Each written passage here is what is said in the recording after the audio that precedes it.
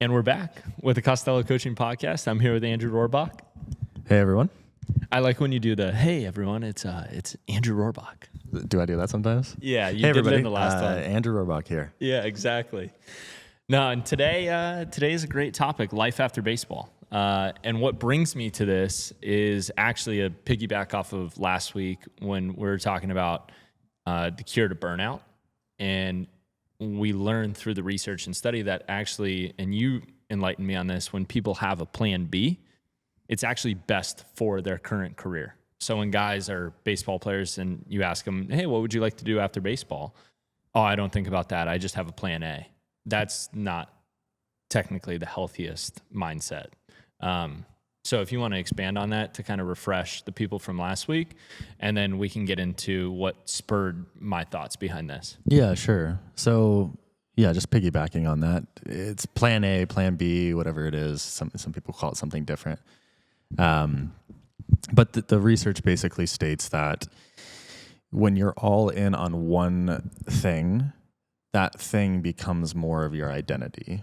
And when one thing is your identity and it doesn't work out, or you have tough times with it, you go with the ups and downs of what that thing is, because you don't have something else to prove that your identity is not wrapped around in one specific thing. So, for example, using what we talked about last week, I was a baseball player. I played with the Rockies, but I also did work outside of that in different areas that was more creative for me. And that helped me in times where I felt like baseball wasn't going in the direction I wanted it to, or I had a bad outing. I'd remind myself that I'm not just a baseball player, and I'm also this and this. I'm a son and a brother and blah, blah, blah. So it kind of helps you not necessarily compartmentalize the tough moments, but helps you realize that you're not just one thing, and that normally helps people perform a little bit better because you're not living and dying by your performances. Yeah, and when I learn from really what you teach me when we're having these conversations, and I've said it a million times before that I love doing this because it forces us to have in-depth conversations on pretty dense topics. And this is a dense topic, like all ball players go through that experience. But where it came to light for me was we talked about it on the front end of the week, and then on the back end of the week, I actually had the entire University of San Diego baseball team in here. And it's interesting because what we talked about in our conversation prepared me for them coming in without me even realizing it.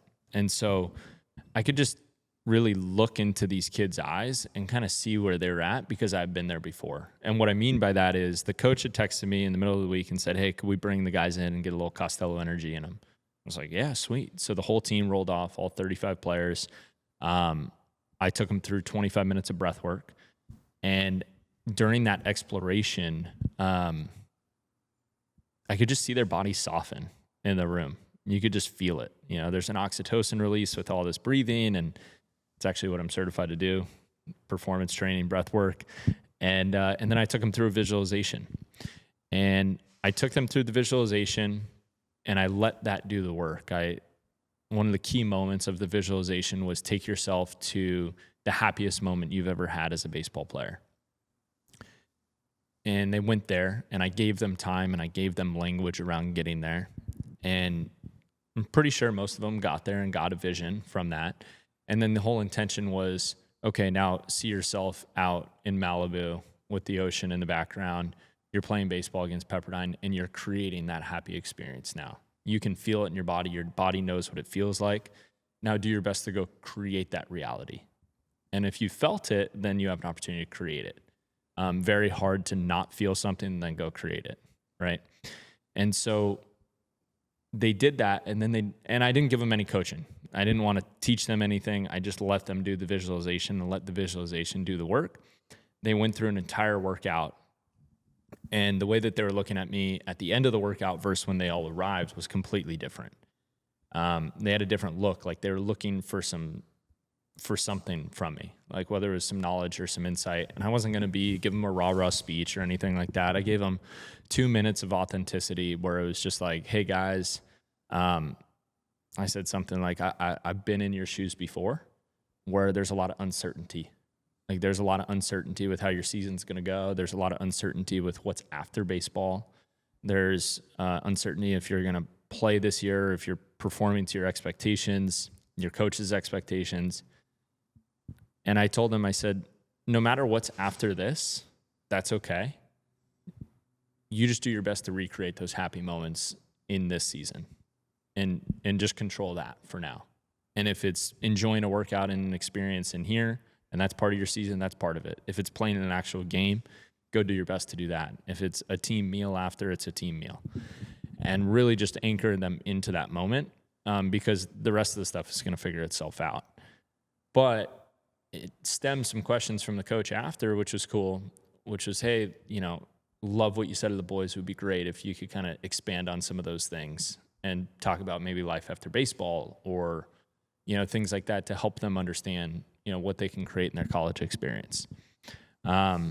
So with you, I know that you went through a lot figuring out what was after baseball for you. And I think if kids can listen to this, or players that are active can listen to this, it can maybe offer them some insights on how to approach that next step, or even think about that next step, which could offer them some clarity and freedom within their career in the current moment. So do you want me to talk about anything specific about my transition out of baseball? Is there something that comes to mind for you that makes most sense? Well, I think what's interesting for you is that I don't want to say you struggled. Maybe you did, but you struggled with a little bit of mental. Yeah, I struggled. You struggled with mental part of the game, and that guided you towards sports psychology and mental performance, and you went and furthered your education in it. And now you're not working in sport full time. You're working with a different population, but how your experience in sport kind of guided you to that next step in your career. And maybe you never envisioned doing exactly what you're doing, but you probably had a vision of helping people perform with more mental clarity. Yeah. Okay, that gives me more clarity of where I can go with this. For me, this kind of transitions from specifically what we talked about last week of the plan A, plan B, how much of your identity is within sport. For me, I was one of those players that I felt, if you were to ask me how much of my identity, like my self-identity, just Andrew, is a professional baseball player, my answer probably would have been 50-50. I definitely have a life outside of sport. But I don't know if I gave it the justification it actually deserved, which was probably 99% of me was a professional baseball player, 1% of me was anything else. I wanted it more than life itself. Sorry, as I talk that out, I get emotional. I wanted it more than anything. I wanted to be a Major League Baseball player. And I never really put enough vision into what I wanted outside of that, because so much of me was, that's going to happen. I was hardworking, my effort was there, I was talented in certain areas, and if I wasn't talented in certain areas, I was gonna figure out how to beat somebody. I was just I'm ultra competitive when it comes to athletics. And so much of what I love about life was in baseball. That was an arena for me to experience all that competition and all that pushing myself and determination and effort and creativity within slowing the game down as a pitcher.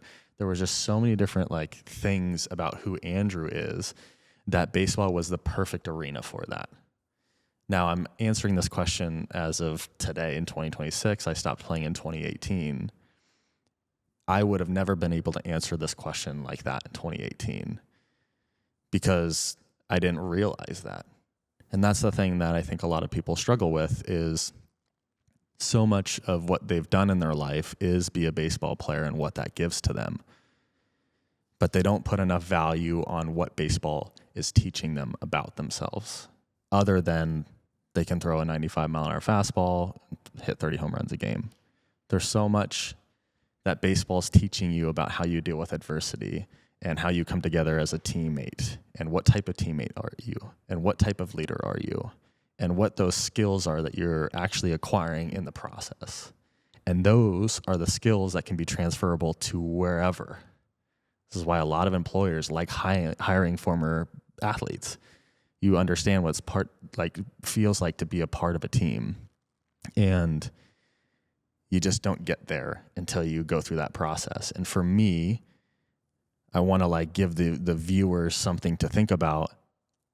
This process of me getting to where I'm talking today took 8 years, if my math's correct. I don't do math in public, but when I do, it's always correct. 8 years, right? It was really good math. It's good math. And so where I'm trying to go with this is that the process of transitioning out of sport and figuring out who you are as a person takes time.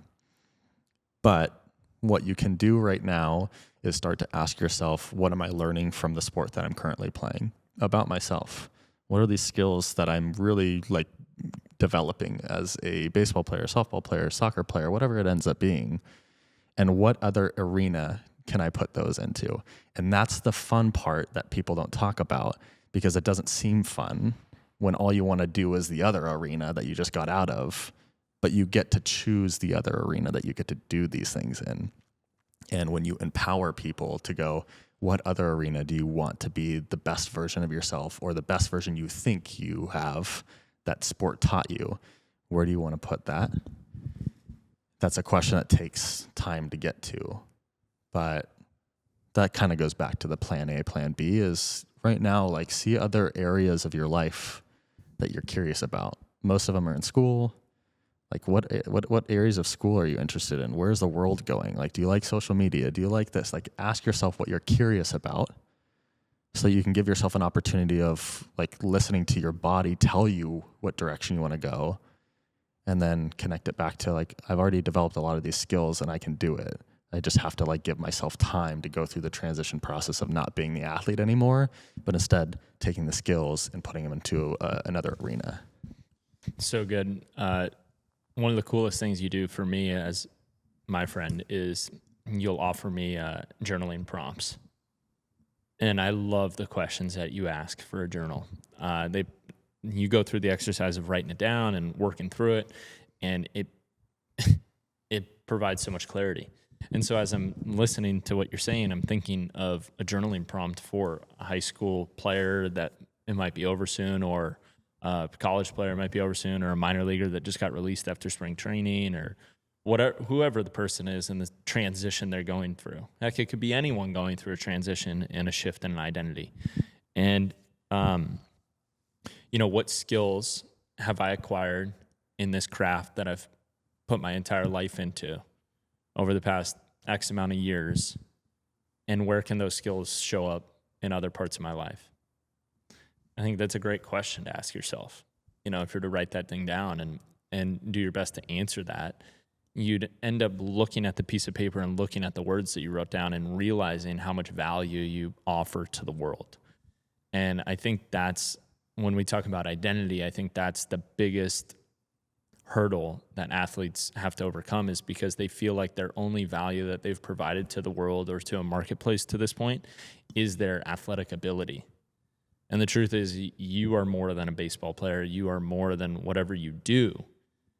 But it's really hard for people to conceptualize that, because they say, I know that in my heart, but I don't know how that shows up in the world. And you have to do some thinking. You have to do some deep thinking about what that is. Now, on the reverse end, if you're a player in the middle of your career, it can offer a lot of freedom and a lot of space too, because it shows you that baseball is part of what you do, or the sport that you play is part of what you do. You offer so much more value than just the craft of the game. And that's really important for people to hear and understand, because it can offer them space. It can offer them freedom. And when you have space and freedom when you're playing, you play more free, and when you play more free, you play better.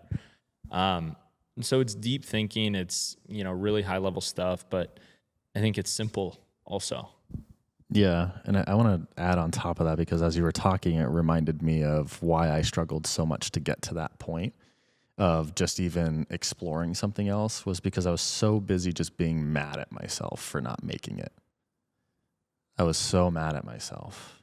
There was a couple other things that were happening in my life at the same time, but more importantly, I felt like I failed myself. And I try to instill with anybody that I work with, myself included, I work with myself, but to start training yourself, whether you're 13 years old, 18, or a minor leaguer, after every game or after every incident where you feel like this is really applicable, is to start training your brain to think about the 3 things you did correct, things that you were proud of, things that you did good in your mind, and then 1 thing that you want to improve upon. Not 1 thing you did bad, but 1 thing you want to improve upon. So this is after every outing or at bat. Like, can you start turning your brain into what did I do well there, and then attacking the what do I improve upon? Because so often as athletes, you only go to what did I mess up? And you very rarely ever get to how did I do a good job there? We're always so analytical of what I did wrong. And that was where my brain was oriented. I did a poor job my entire career of being like my own best friend and being like, Andrew, like you're improving, you're going in a direction. Too often athletes rely on coaches and other people to give them that validation. Learning to give it to yourself first can be a really big step in this process. And that took me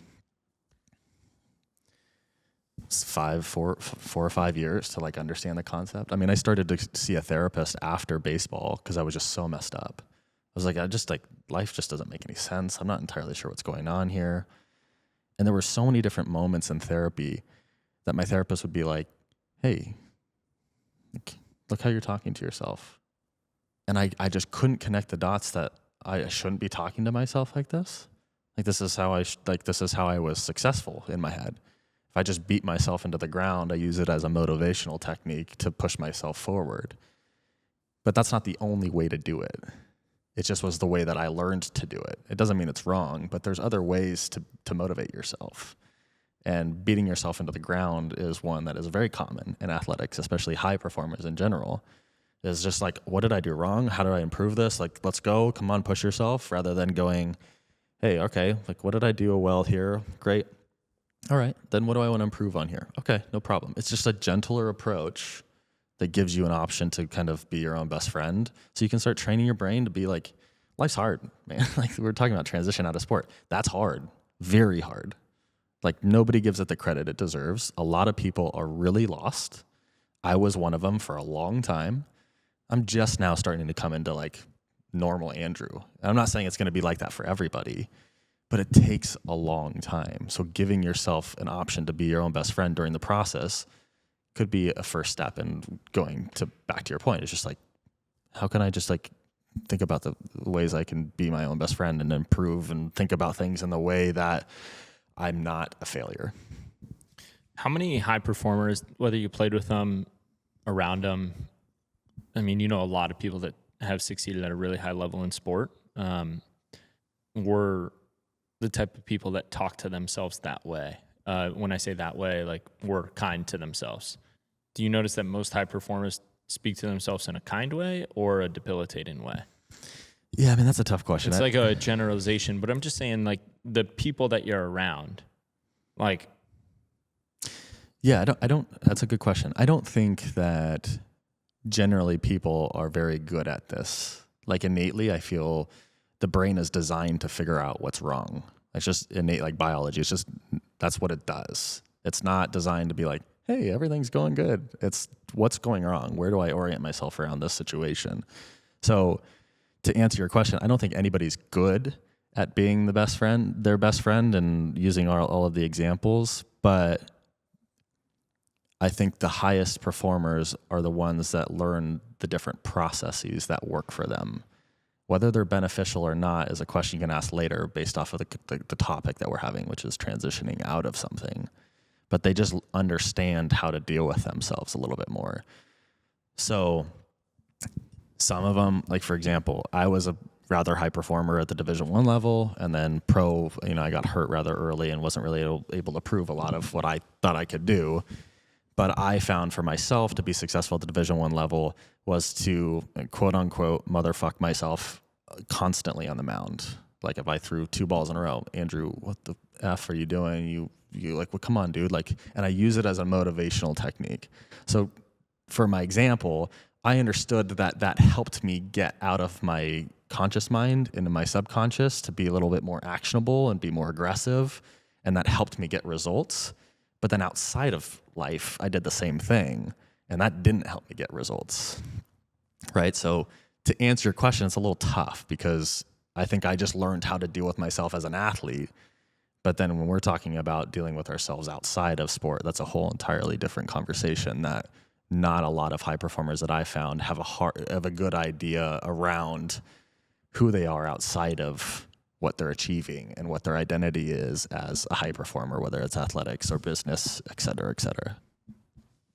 Yeah, being a professional athlete, these guys, it takes everything they got to succeed at it.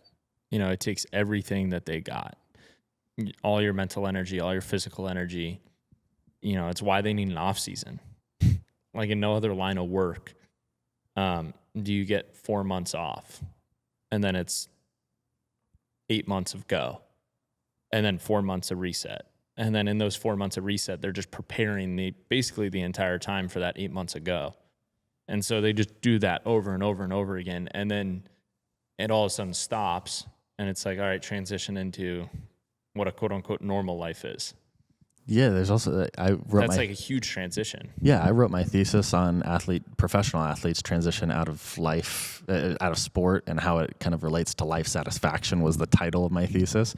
But perceived control over your retirement was a huge portion.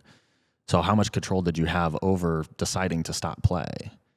99% of them don't. I don't even know the percentages. Yeah, but I'm just saying, like, but regardless, it's significant, even with my findings and a lot of the like psychological research. If you have more control over the choices you're making in your life, you seem to have a little bit more life satisfaction. For me, I was released on a day there's no way I expected to ever be released. I was like, there's no possible way I could be hurt forever. Like, I still provide a lot of value, was the way I was thinking. The organization thought differently, and that messed me up a lot. Yeah. I mean, I think most guys get blindsided by it. Some get hurt, and they kind of have to decide once they're hurt, you know, do I try to rehab this and go back? Like, how many stories have you heard from guys in their 40s and 50s? They're like, oh, I was a good player, and then I got hurt, and it was all over. And it's like, you're never really done because you got hurt. It's like the injury might, you know, give you a little sigh of relief because you don't have to push as hard. And we've talked about that as before. You gave a great analogy to me when we talked about this one time, that if you're biking for 200 miles and then you just got to stop, you're going to get immediate relief. But if you set the goal to go 250 miles, like, could you take that break and then push another 50 miles and then, you know, earn that satisfaction that you really set out to do and you were so close? Or is it like, no, I've gone 200 miles, that's enough. And I have that relief and that's enough, and I want something new. But either way, you're going to have to close the book on what you've done and move forward, but also make sure that you can reference that book for the skill sets that you've acquired for what's next. You know, I think that's also an interesting thing that we could talk about maybe next time is like, you know, people say close the yearbook. And yeah, maybe you don't have to tell the stories about how great you were, right? No one really wants to hear those, but people do want to hear the stories of, this is what I learned on my experience. My dad always says that the best person to talk to is the guy that just went down the road and came back. You know, those are the best people, you know, when you just finished playing or you just got out of that transition, like for you, like you finished playing 8 years ago, but these things are very fresh to you still. So you're a great point of reference and a point of contact for someone who is going through that shift in identity. It's not so much shift in career. I think it's shift in identity. And that's the hardest part. So yeah. I think that's a good place to kind of wrap this one up. Pretty deep, a lot going on there, but plenty for someone to contemplate that just gave it a listen.